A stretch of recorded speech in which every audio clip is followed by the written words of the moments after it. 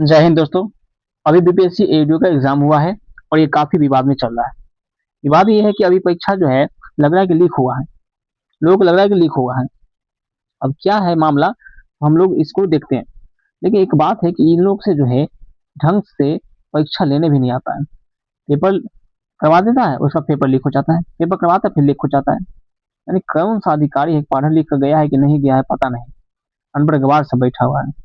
अभी क्या हुआ है, बीपीएससी एडीओ में रिकॉर्ड और आवेदन हुआ है। पीसी स्तर का परीक्षा हुआ है। कुल एक आवेदन जो हुआ है 11 लाख हुआ है और केवल 4 लाख ही छात्र एग्जाम दिए हैं। यानी 40, केवल 40 से 45% ही प्रेजेंट थे, एग्जाम देने गए थे स्टूडेंट। अब विवाद कहाँ शुरू होता है, तो ईओयू जो है वो अधिकारी आर्थिक अपराध इकाई जो है जांच शुरू किया है। तो कठिन पेपर था और मोबाइल का इस्तेमाल जो है पाबंदी था, लेकिन सख्त पाबंदी के बावजूद परीक्षा केंद्र के अंदर जो है फोन की पहुंचने की खबर मिली है।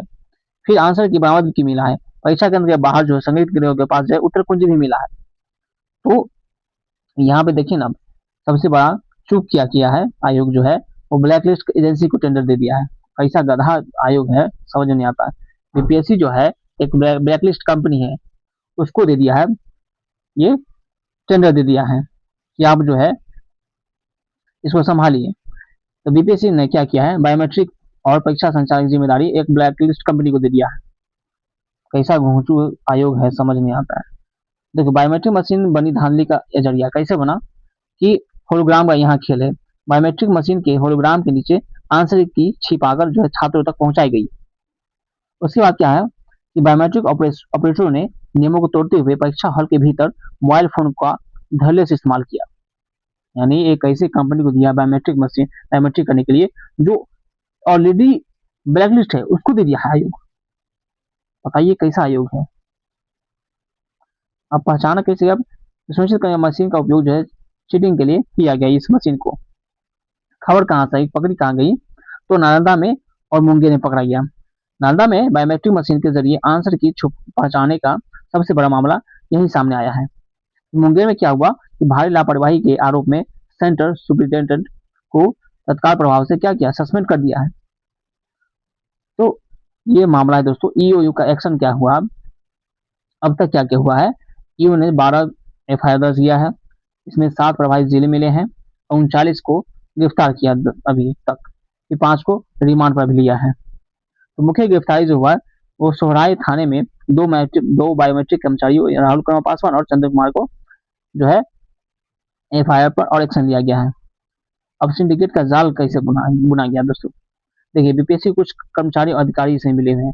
दागी जयपुर एजेंसी जो कि सॉल्वर गैंग है, व्हाट्सएप पेपर और आंसर जो है वो लीक करना था। फिर बायोमेट्रिक ऑपरेटर जो है ग्राउंड पर चीटिंग करवाया। तो ईओ को शक है कि ब्लैकलिस्टेड कंपनी को टेंडर दिलाने में अंदरूनी मिली भगत हो सकती है। प्रश्नावली तैयार की जा सकती है। बीपीएससी कर्मचारी जो है घोटाला किया है, ब्लैकलिस्ट कंपनी को दे दिया है।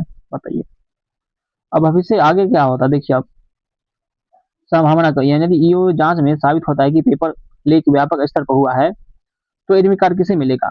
सभी 11 लाख आवेदकों को दोबारा मौका मिलेगा। जिन्होंने परीक्षा छोड़ दी थी उन्हें भी मिलेगा। लेकिन अब दूसरा है कि 17 बीपीएससी की तरह जो है यदि गड़बड़ी केवल कुछ सेंटर तक ही सीमित मानी गई है तो उन्हें केवल 4 लाख छात्रों को ही परीक्षा जो है देने जाएगा। यहाँ सिर्फ रद्द हुए विशेष सेंटर के छात्रों को ही परीक्षा देनी होगी। ये हो सकता है।